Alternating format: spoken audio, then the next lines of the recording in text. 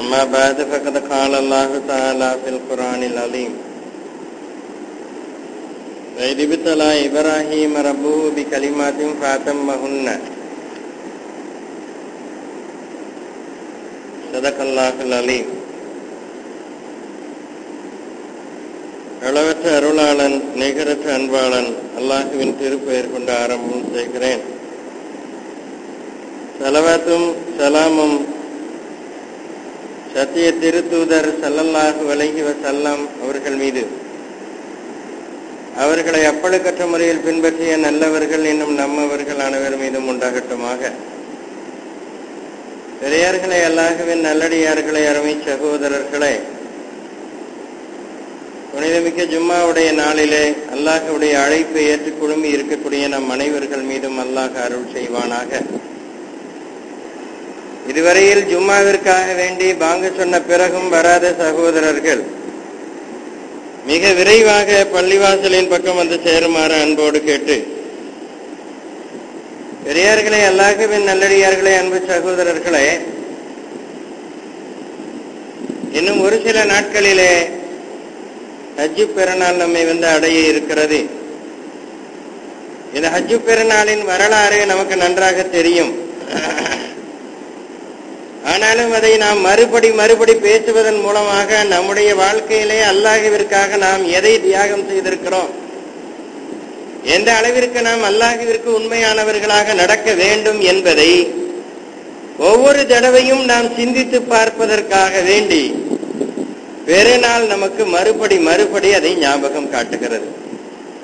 அது மாதிரி இஸ்லாமியர்களுடைய வாழ்க்கையிலே சமீப காலங்களில் இடர்கள் நேரிடுகிற நிகழ்ச்சிகளை எல்லாம் சில வேளைகளில் இது போன்ற புனித நாட்கள் நமக்கு ஞாபகப்படுத்தும். ஆனால் துரதிர்ஷ்டவசமாக சில விஷயங்களை நாம் ஒரேடியாக மறந்து விடுகிறோம். அவைகள் ஞாபகப்படுத்தப்படும் போது கூட அதில் இப்படி ஒரு செய்தி இருக்கிறதா என்று நினைக்கக்கூடிய அளவிற்கு சர்வசாதாரணமாக அதை பார்க்கிற அளவிற்குத்தான் நம்முடைய மூளை இருக்கிறது. இந்த தியாக திருநாள் என்பது நமக்கு பல நினைவுகளை கொண்டு வந்தால் கூட இஸ்லாமியர்களுக்கு எதிரான அடக்குமுறைகள், ஆணவ நடவடிக்கைகள், இவைகளெல்லாம் நம்ரூது காலத்தோடு முடிந்து விடவில்லை.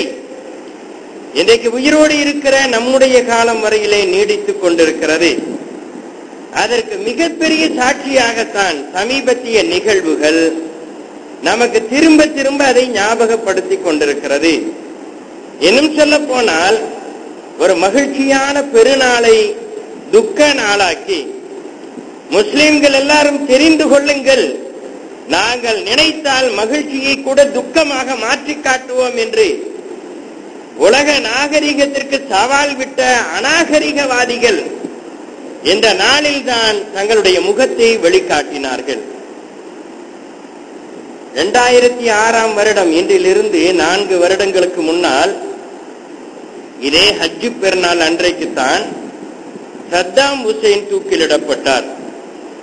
பகதாதில் இருக்கிற அல்லது ஈராக்கில் இருக்கிற முஸ்லிம்கள் மாத்திரமல்ல, உலகத்தினுடைய அத்தனை முஸ்லிம்களுமே தங்கள் உயிர்கள் பாதுகாக்கப்பட்ட இந்த ஹஜ்ஜு பெருநாளிலே அதற்கு நன்றி செலுத்தும் விதமாக ஆடுகளை மாடுகளை தயார் செய்து கொண்டிருக்கிற நேரத்தில், நீ என்ன ஆடு மாட்டை பலி கொடுப்பது, உன்னுடைய சமுதாயத்தையே நான் பலி கொடுக்க போகிறேன் என்று சத்தாம் ஹுசைனை இரவோடு இரவாக தூக்கிலிட்டு, அதுவும் பெருநாள் அன்றைக்கு தூக்கிலிட்டு, பெருநாளையே முஸ்லிம்களுக்கு துக்க நாளாக கொடுத்த தஜ்ஜால்கள் அமெரிக்கர்கள் இன்றைக்கும் ஆணவம் காட்டிக் கொண்டிருக்கிற நிகழ்வை அந்த பெருநாளில் இருந்து ஒரு எச்சரிக்கையாகவே கொடுத்தார்கள்.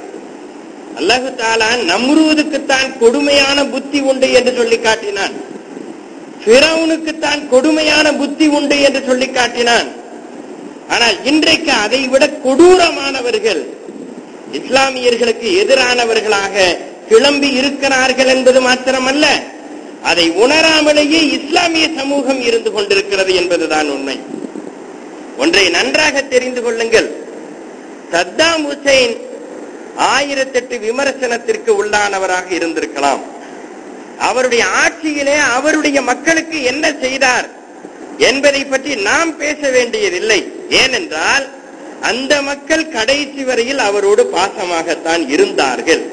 அதில் எந்த விதமான அப்பழுக்கும் இல்லை. ஒரு அரசன் எப்படி இருக்க வேண்டுமோ அந்த லெவலிலே அவர் இருந்திருக்கிறார், அவ்வளவுதான்.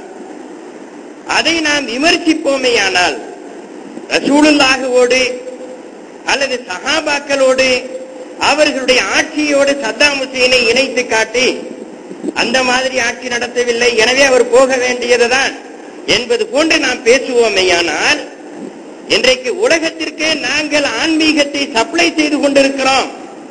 மக்கா நகரத்தினுடைய மதீனா நகரத்தினுடைய பாதுகாவலர்களாக, ஹாதிமுல் ஹரமைன்களாக நாங்கள் இருக்கிறோம் என்று சொல்லக்கூடிய சவுதி அரேபிய மன்னர்களும் இன்னும் அரபு குடியேற்ற நாடுகளுடைய மன்னர்களும் என்ன செய்து கொண்டிருக்கிறார்கள்?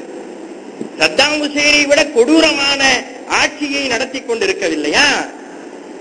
மக்காவிலோ மதீனாவிலோ அல்லது சவுதியிலோ அல்லது அரபு நாடுகளிலோ ஒரு மன்னனை பற்றி நீங்கள் வாய் திறந்து பேசிவிட முடியுமா?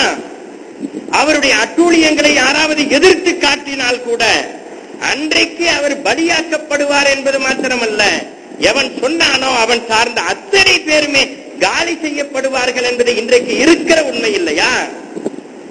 எனவே நாம் சிந்திக்க வேண்டும். அதுவெல்லாம் அவருடைய ஆட்சியிலே அவருடைய மக்களுக்கும் அவருக்கும் இடையில் நடந்தது. ஆனால் ஒரு மன்னன், இஸ்லாமிய அரசன் அல்லது இஸ்லாமிய ஜனநாயகவாதி முஸ்லிம்களுக்கு சாதகமாக அமெரிக்காவிற்கு எதிராக நிற்கிறான் என்றால் எத்தனை பேர் அவனுக்கு பின்னால் நின்றார்கள்? இஸ்லாமியர்களே இஸ்லாமிய விரோதிகளுக்கு சாதகமாக வல்லவா இருந்தார்கள்? ஒன்றை தெரிந்து கொள்ளுங்கள். வளைகுடா போர் முதலில் நடந்த போது சத்தாம் ஹுசைன் வெற்றி பெற்றார் என்றால் அதற்கு ஒரே காரணம், முஸ்லிம்கள் ஓரணியில் நின்றார்கள். முஸ்லிம்கள் எல்லாருமே அமெரிக்கா வந்து கேட்க வேண்டியதில்லை, சத்தாம் ஹுசைனை குவைத்தை விட்டுக் கொடுத்து விடலாம் என்று சொன்னார்கள். முஸ்லிம்கள் சேர்ந்து நின்றதன் காரணமாக குவைத்தை விட்டு சத்தாம் வெளியேறினார். அந்த போர் முடிந்தது. ஆனால் திட்டம் போட்டு ஈராக்குக்குள்ளேயே எதிரிகளை வளர்த்து, இன்னும் சொல்ல போனால் இஸ்லாமிய சமூகத்தை திரும்ப திரும்ப தப்பான தாக்குதல்கள் மூலமாக சத்தாம் ஹுசைனுக்கு எதிராக திரும்ப வைத்த கொடுமை அதற்கு பிறகுதான் ஆரம்பமானது. எவ்வளவு கேவலமான குற்றச்சாட்டுகள் தெரியுமா? சத்தாம் ஹுசைன் ஒரு ஹோமோ செக்ஸ் வெறியர் என்றார்கள். அது சொன்ன உடனேயே தரைமட்டமாகி போய்விட்டது. அப்படியெல்லாம் கிடையாது என்று அந்த மக்களை சொல்ல ஆரம்பித்து விட்டார்கள். சத்தாம் ஹுசைன் குர்திஷ் மக்களை விஷவாயுவை செலுத்திக் கொன்றார் என்று சொன்னார்கள். அந்த மக்கள் சொன்னார்கள், ஒரு நாட்டிற்கு துரோகம் செய்யக்கூடியவர்களை எப்படி வேண்டுமானாலும் அழிக்கலாம் என்பதை இஸ்லாம் சொல்லிக் கொடுத்திருக்கிற மாத்திரமல்ல, இதே அமெரிக்கர்கள் கொடுத்த அந்த விஷவாயுதான் அங்கே வேலை செய்திருக்கிறது. செய்தவன் அநியாயக்காரன் என்றால் செய்ய சொன்னவனை என்ன செய்வது என்று கேட்டார்கள். அதுவும் பொசுங்கி போனது. இப்படியே வரிசையாக பல குற்றச்சாட்டுகளை சொல்லி எல்லா மக்களும் வெறுப்படைவார்கள் என்று நினைக்கிற சமயத்திலே மறுபடியும் தேவையில்லாமல் ஒரு குற்றச்சாட்டை சொல்லி அந்த நாட்டின் மீது பாய்ந்து அதை சின்ன பின்னப்படுத்தியதோடு அந்த சத்தாம் ஹுசைன் பதுங்கி இருந்த இடத்திலிருந்து கேவலமான முறையிலே ஒரு ஆட்சியாளன் எவ்வளவு கண்ணியமாக நடத்தப்பட வேண்டும் என்கிற அடிப்படை அறிவு கூட இல்லாமல் கொண்டு வந்து அவரை படு பயங்கரமாக சித்திரவதை செய்து கடைசியாக கோர்ட்டுக்கு கொண்டு வந்தார்கள். கோர்ட்டிலே அவர் பேசிய பேச்சுக்கள் எல்லாமே இந்த உலகத்தின் அத்தனை சேனல்களிலும் ஒளிபரப்பானது. மக்கள் எல்லாம் ஆவலோடு கேட்க ஆரம்பித்தார்கள். ஒவ்வொரு உண்மைகளையும் புட்டு புட்டு வைத்தார் அவர். தான் செய்த எல்லா காரியங்களுக்கும் காரணங்களை சொல்லி காட்டினால் அமெரிக்கா இல்லாமல் எந்த காரியமும் உலகத்திலே அநியாயமாக நடந்துவிட முடியாது என்று சொன்னார். அது மாத்திரமல்ல,